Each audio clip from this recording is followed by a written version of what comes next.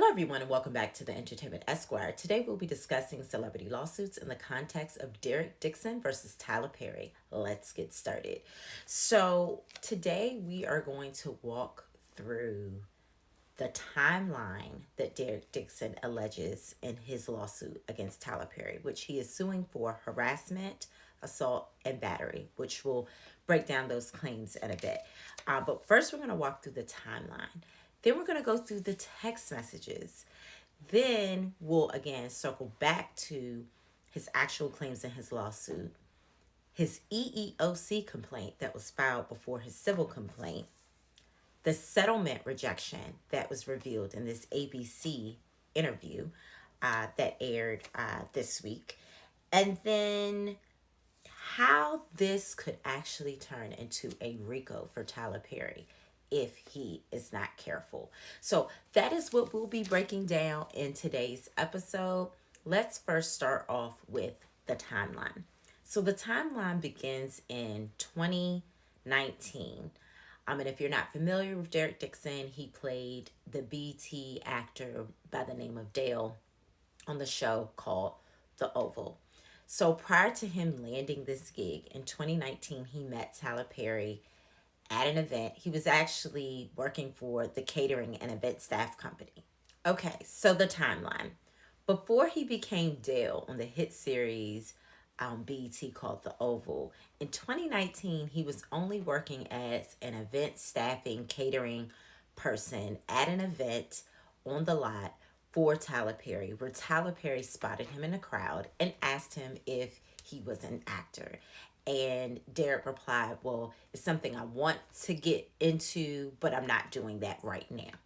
And so Tyler said, hey, let's exchange numbers. This is something I can help you with. Fast forward to January 2020. This is when Derek says that the advances began because he was invited to get to know Tyler more personally at his home. They had drinks, and this is when he claims he literally climbed into bed with him after asking him to spend the night so that he would not drive home drunk. But he didn't expect Tyler allegedly to climb in the bed with him and start rubbing his thighs and his leg areas, which he claims that he rejected those advances. Right after that, so soon after that, this is when he lands the role of Dale. Mind you, no actor resume lands a role on a hit show. Soon after this bed incident and him landing Dale on the show The Oval in March of 2020, he claims that a second unwanted touching happened where his throat was grabbed, and Tyler Perry noted how excited he was and if he liked it.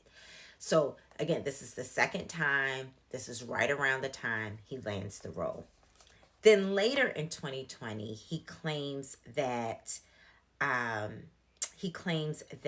his role, Dale, was actually shot in the chest 4 times, and he wasn't sure if the character would be brought back. So after he literally shot that scene, he joined allegedly Tyler in his trailer, and they had a discussion where Tyler allegedly asked if Dale was attracted to him, in which he said he was not.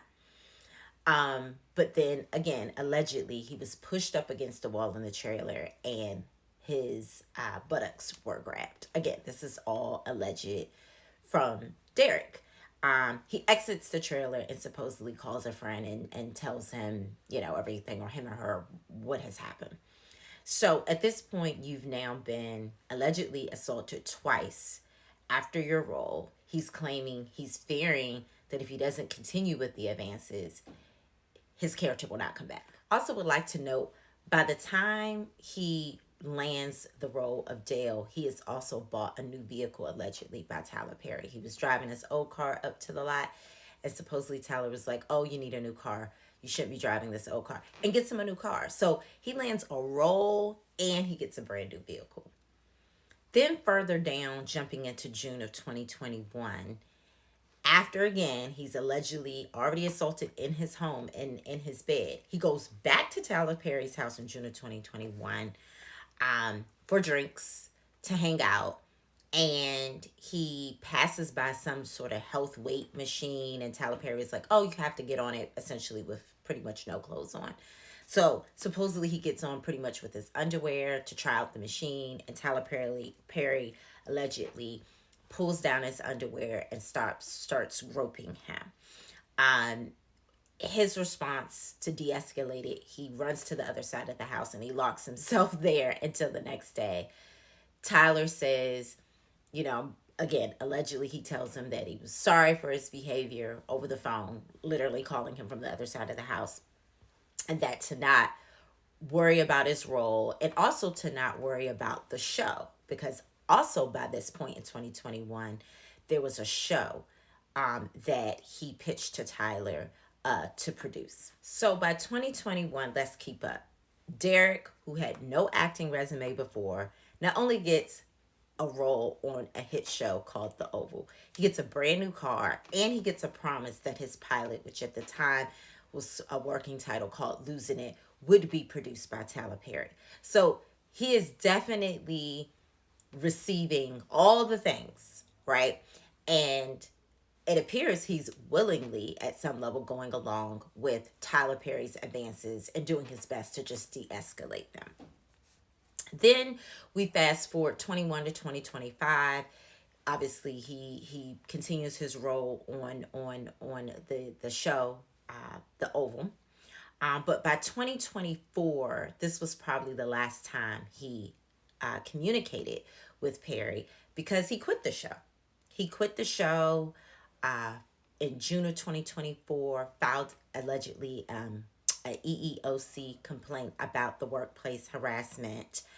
In response to that complaint, when Perry's legal team was contacted regarding a response to the EEOC complaint, they claimed that it wasn't just the EEOC complaint. It was Derek demanding $42.5 million. Yes. In addition to the complaint, in which they rejected because they felt like it was a shakedown. And then finally, in June of 2025, he files his official complaint, civil complaint against Tyler Perry for the $260 million, because, of course, at this point, the $42.5 million settlement demand was rejected, which I'll discuss in a few minutes why I actually think Tyler Perry should have settled for the $42.5 million. Why? It's the same reason why Shannon Sharp should have settled for the original amount with Gabrielle Zuniga. It's going to be the same rationale. So if you watch my Shannon Sharp videos, you already know the logic I'm going down in terms of why Tyler Perry probably should have taken the $42.5 million instead of allowing this to continue to go on and now facing a $260 million lawsuit. So now what we're going to do is we're going to get into some of the actual text messages. They cover everything from him discussing with Derek about having guiltless sex, him showing pictures of him on a jet ski, asking him if he liked what he saw, and him referring to himself as a stud. And then just other conversations, such as, right here, you see these text messages here about telling, Hollywood no and Illuminati no. All right, so let's get into these text messages. The complaint includes multiple screenshots of text messages allegedly between Dixon and Perry. Picture where he's on the jet ski. I said, nice picture. And he said, yeah, the water looks calm. And he said, nice picture. You don't see that stud in that picture? Rude. And I said, LOL, yes, that's a stud. And all these texts, I tried to de-escalate them and make a joke out of them. Some of the messages more sexual in nature. One of them says, what's it going to take for you to have guiltless sex? Have y'all found that in therapy yet? I would hope that you would let someone hold you and make love to you. Now that you've seen some of the text messages, I want to move on to breaking down his lawsuit claims. He is claiming quid pro quo, workplace sexual harassment, sexual assault, and battery. Now, quid pro quo is a law in all states that you can't promise someone who is an employee of yours something in exchange for them doing something typically sexual, like something that they probably wouldn't want to do, but they're going to do it in order to maybe, for example, get a promotion or get a job. That's quid pro quo. So he's claiming that. He's also obviously claiming workplace sexual harassment. Does he have proof of these things? What I will say at this point, definitely workplace sexual harassment, because your boss probably should not be sending you messages encouraging you to call him a stud. You shouldn't be talking about having, guiltless sex and all the things that are typically not conversations that employers and employees should have. Even if they're friends, they should not have it. So I definitely think he has enough here just on the text messages with the workplace sexual harassment.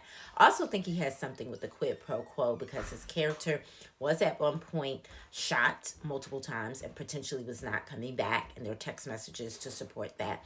And then there's also, he's also claiming sexual assault and battery. Now, this is where it's going to be he said versus she said, because as you notice with the text messages that I talked about today and all the other text messages that are listed in his complaint, there are no text messages where Tyler Perry is ever admitting to touching him or apologizing for touching him inappropriately. Obviously, sexual assault is the touching of someone sexually. Battery is just in general unwanted touching. So this is why he's suing for both. But there are actually no text messages or emails to support the sexual assault battery. It's just his personal account. And so this is where it's going to get into the he said, she said.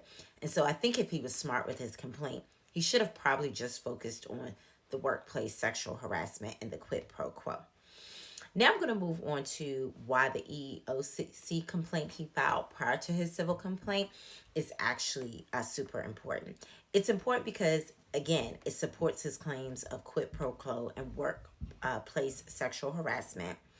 And it gives a basis as to why he felt like in an employer and employee situation, he should not have been harassed, right, in this way, and that he even attempted to go through the EEOC without filing a civil complaint. So it shows preventative measures here. Okay, now I would like to jump into the settlement that was rejected by Tyler Perry's legal team, which again was revealed in response to the EEOC complaint that was filed in 2024, where there was a settlement demand of $42.5 million that Derek sent that Tyler Perry's legal team rejected as a shakedown. Now, why do I think that he should have actually accepted this settlement offer? It is the same reason why Shannon Sharpe should have accepted the settlement offer with Gabrielle Zuniga. When you're dealing with a situation where there's some evidence of maybe inappropriateness, maybe nothing illegal or criminal, it is still enough to tarnish your reputation. So the strategy should be, how do I save my reputation? How do I do the less damage control of my reputation? Should I let this completely come out and let the person file and all this information come out and then ultimately I still have to pay them? Or should I keep them quiet and just give them something now? And I think as someone that is strategic, it's not about you being guilty. It's about you not further harming your future potential earnings by having information come out that potentially you don't want to have come out. So I think it's interesting that, yes, the EEOC complaint was filed, but a $42.5 million settlement was on the table that Tyler could have paid instead of facing a $260 million lawsuit now.